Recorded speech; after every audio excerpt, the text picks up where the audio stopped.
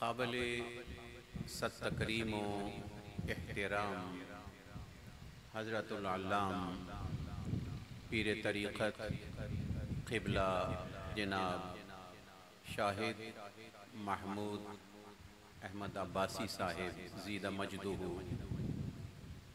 और मुंतज़िमीन हज़रात जनाब बदरुद्दीन साहिब माशाअल्लाह, हज़रत जनाब हाजी जावेद साहिब, जनाब मलिक तारिक महमूद साहिब, जनाब जावेद साहिब और दीगर अराकीन हज़रात और मेरे रसूल सल्लल्लाहु अलैहि व आलिहि व बारक वसल्लम के इस खिले हुए बाग के एक फूल, एक गुल जो ख़ास करके मोहब्बत रसूल और अदब रसूल में हमेशा मस्त ही रहते हैं। मेरी मुराद गुल मस्त खान साहिब, अल्लाह आप सबको बरकतों से नवाजे। असल चीज़ मोहब्बत होती है। मोहब्बत इंसान के अंदर है। जिस तरह लफ्ज़ है मुस्लिम, ये जुड़ा हुआ है।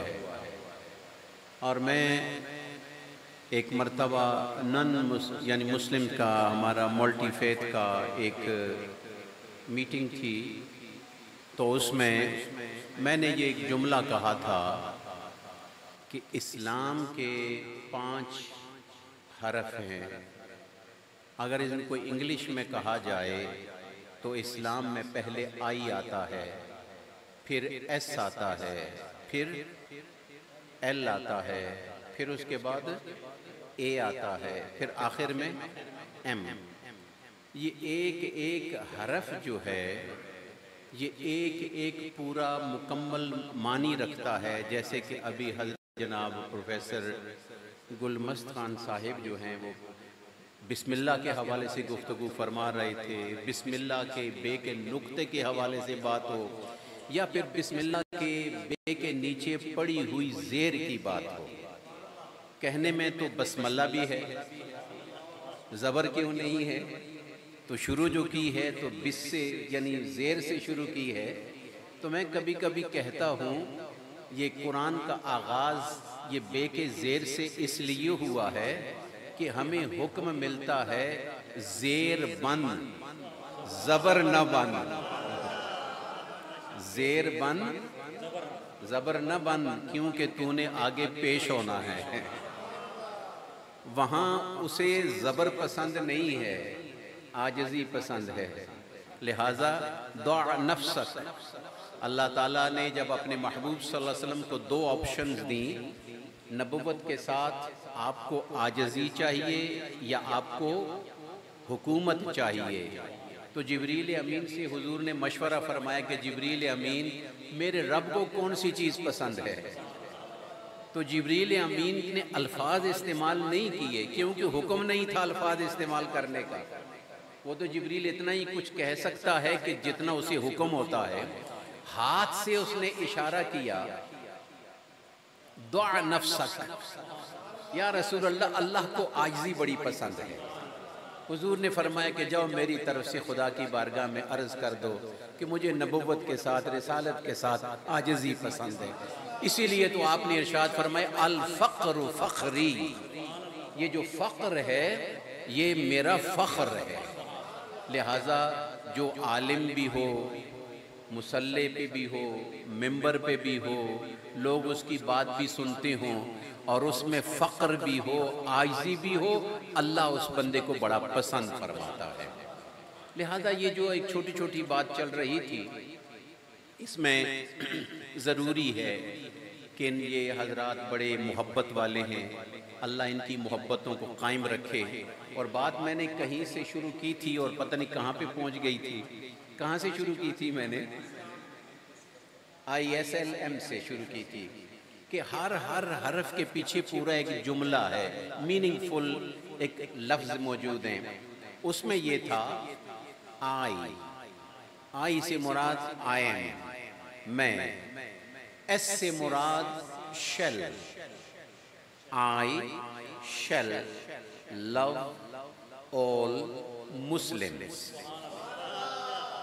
इस्लाम का माना ही यही है कि मुसलमानों एक दूसरे के साथ मोहब्बत करो। जिस तरह के हुजूर ने इरशाद फरमाया कि मुसलमानों की मिसाल मोमिन की मिसाल का जसदिन वाहिदिन, एक जिस्म की है। अगर पाँव में तकलीफ है तो फिर भी सारा जिस्म बेकरार, सर में है तो सब भी सारा जिस्म बेकरार, अगर हाथ में है या आँख में है तो सारा जिस्म बेकरार है। लिहाजा कोई मुसलमान परेशान हाल हो तो दूसरे मुसलमान को उसकी परेशानी को शरीक होकर, शामिल होकर परेशानी को दूर करने की कोशिश करनी चाहिए। तो आई शैल लव ऑल मुस्लिम। और जब हम नॉन मुस्लिम में होते हैं तो जब मुस्लिम कहा तो वो कहेंगे ये रेसिस्ट हैं, वो कहेंगे ये तो अपनों ही को पसंद करते हैं। तो मैंने एक और जुमला आखिर में कह दिया कि आई शैल लव ऑल मैनकाइंड। मैनकाइंड में ये है कि मुसलमान वो है कि जो अल्लाह की सारी मखलूक को पसंद करता है, अल्लाह की सारी मखलूक से मोहब्बत करता है।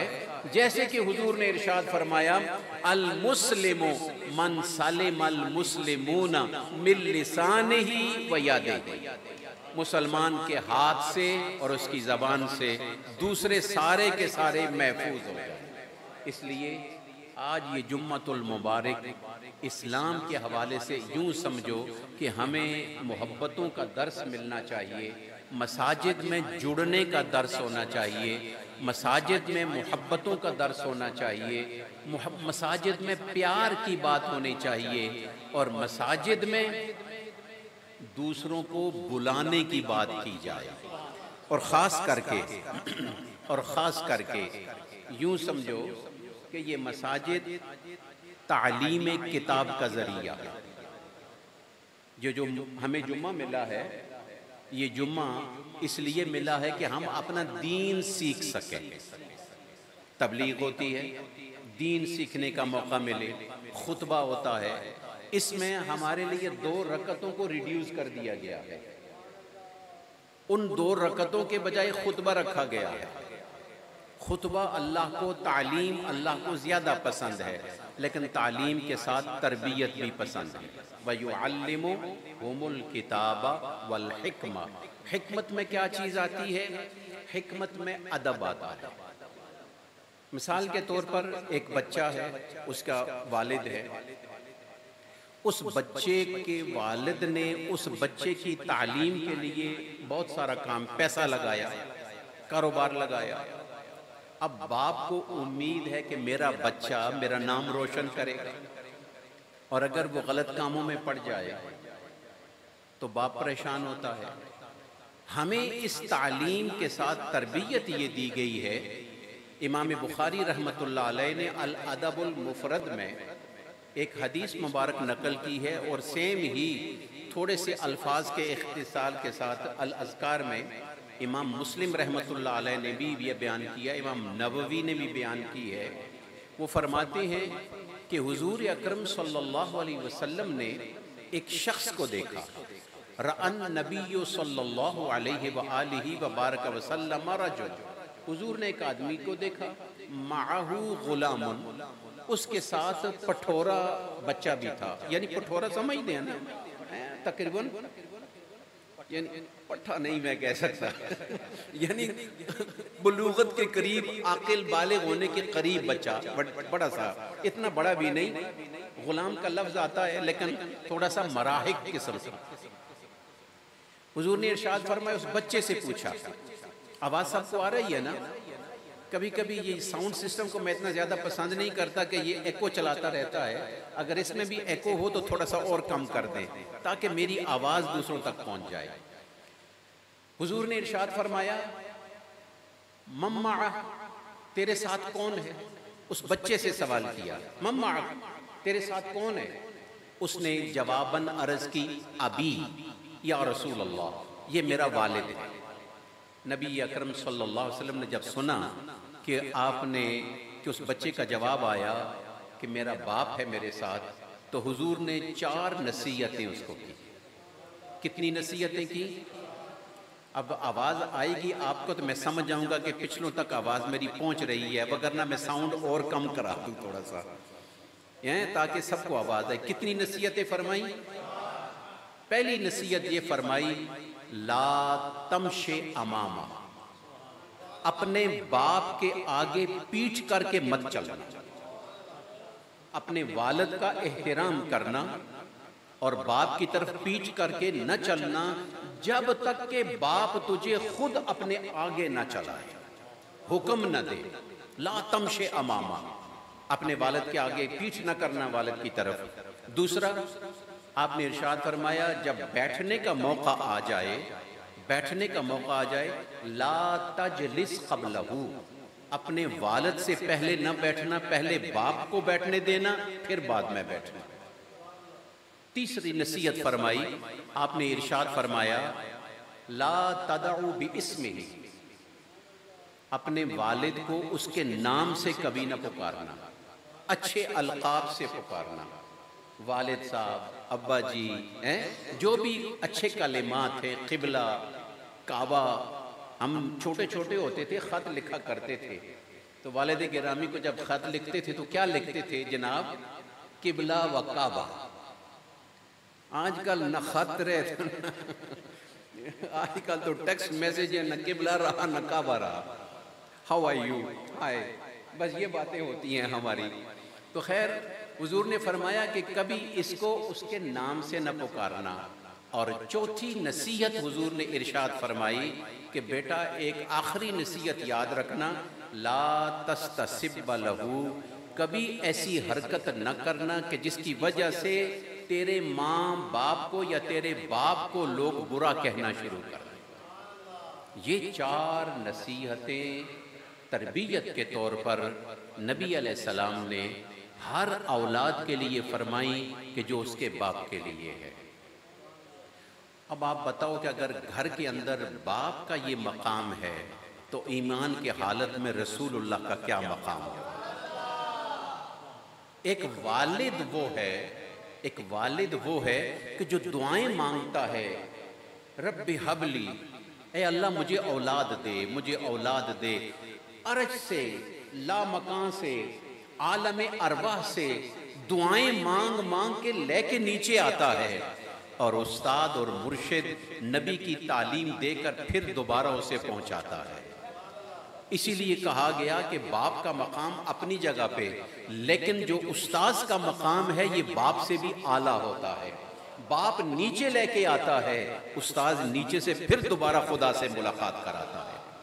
बाप के पास जब बच्चा आता है तो पाक और साफ होता है, उस्ताद के पास पहुंचता है तो इलाके की गलाजतों में लथपथ होता है और ये उसको कुरान पढ़ाकर, तस्बीह पढ़ाकर, जिक्र करवा के, ईमान की कैफियत में लगाकर, खुदा का खौफ दिलाकर फिर वापस जब पहुंचाता है तो आता है तो बच्चा होता है, वापस जाता है तो अल्लाह का नेक बंदा और वली बन के जाता है। तो लिहाजा उस्ताद का मकाम वालिद से आला हो गया, और जब उस्ताद का मकाम आला है तो बताओ फिर नबी का मकाम क्या होगा। और मैं कभी कभी एक रिवायत बयान करता हूँ, ये आज के जुम्मे का आखिरी मैसेज है हर एक मुसलमान के लिए, मुझ समेत हर एक मुसलमान के लिए। मैं जब गुफ्तगू करता हूँ तो सबसे पहला मेरा वजूद मेरा मुखातब होता है। मैं अपने वजूद को भी करता हूँ। ये नहीं है कि मैं आपकी तरफ उंगली करता हूँ, अगर एक उंगली आपकी तरफ है तो उस हाथ की तीनों उंगलियां मेरी अपनी तरफ आती हैं, लिहाजा खिताब मुझे भी है। हज़रत इमाम अबू हनीफा के शागिर्द इमाम मोहम्मद बिन हसन अश-शैबानी रहमतुल्लाह ताला अलैह, ये बड़े महबूब शागिर्द थे। इमाम अबू हनीफा को जब जेल हुई तो इमाम मोहम्मद ने तालीम का हुसूल इमाम अबू हनीफा से जेल में किया था। ये जेल में उनके शागिर्द बने और वहाँ से तालीम की और एक इमामत के दर्जे पर पहुँच गए। इमाम अबू हनीफा के विसाल के बाद आपने जब मसनद पे बैठे तो मसनद पे बैठकर आपने अहबाब को अपने साथ लिया और दारुल की तरफ जहाँ दरसगाह थी, घर से दरसगाह की तरफ जा रहे थे तो बाहर शागिर्द मुंतज़िर होते थे, नज़रें झुकाए अदब के साथ मौजूद होते थे। जब उस्ताद बाहर आता तो आप उनके पीछे पीछे होकर चले जाते। रास्ते से गुजर रहे थे तो एक खातून ने, ईसाई खातून ने, क्रिश्चियन लेडी ने आपको देखा। अमामा शरीफ है, दाढ़ी मुबारक है, सफ़ेद कपड़े हैं, खुले खुले कपड़े हैं, शर्मो हया से नज़रें झुकी हुई हैं। पीछे स्टूडेंट्स हैं, सबकी छोटी ज़्यादा बड़ी जितनी उम्र के मुताबिक उनकी दाढ़ियाँ हैं, लेकिन उनके भी अदब से सर झुके हुए हैं और अपने उस्ताद के पीछे पीछे जा रहे हैं। उस क्रिश्चियन खातून ने पूछा, मन हुआ, ये कौन है? अपने लोगों से बाजार से जब गुजरे पूछा, ये कौन है?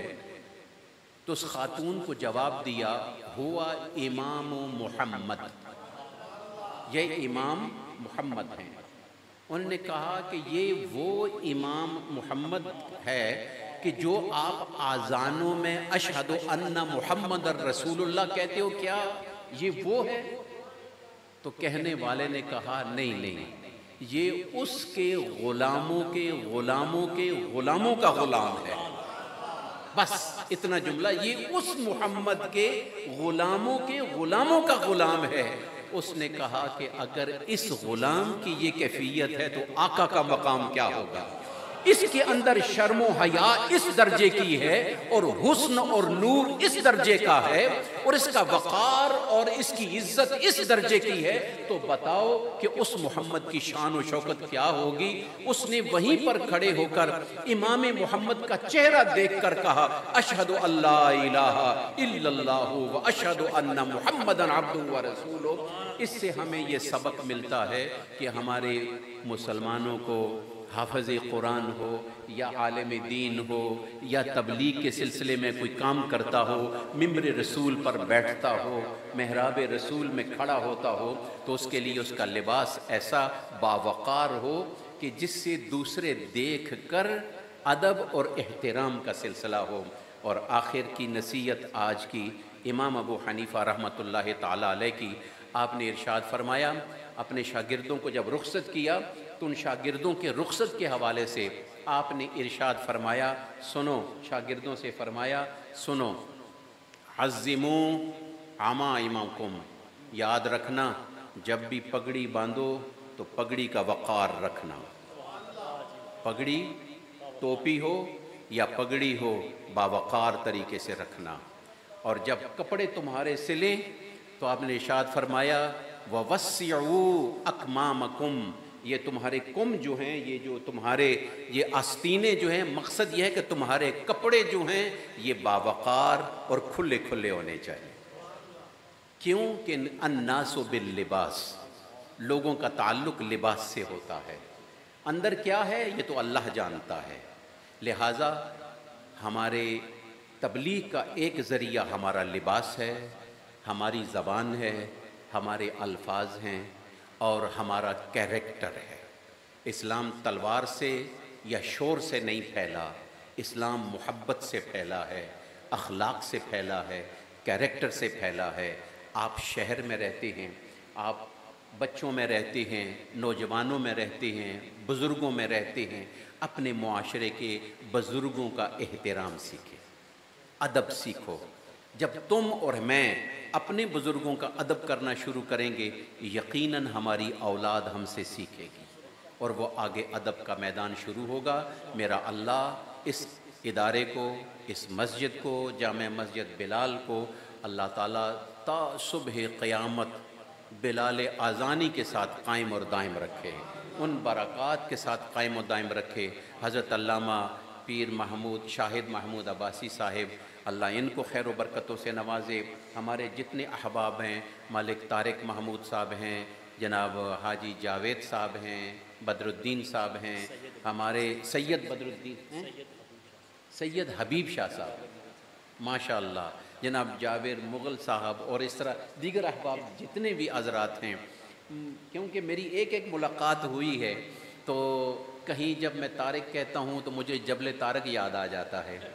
हैं, ये तो वो शख्सियत लोग हैं, कहीं मैं जाबिर कहता हूँ तो मुझे अब्दुल्ला इब्न जाबिर याद आ जाते हैं, और कहीं जब मैं बदरुद्दीन कहता हूँ तो मुझे मुहद्दिस जो है ना शेख बदरुद्दीन उम्दतुल कारी वाले याद आ जाते हैं, फ़तहुल बारी वाले याद आ जाते हैं। ये बड़े बड़े बुज़ुर्गों का नाम का बड़ा असर है।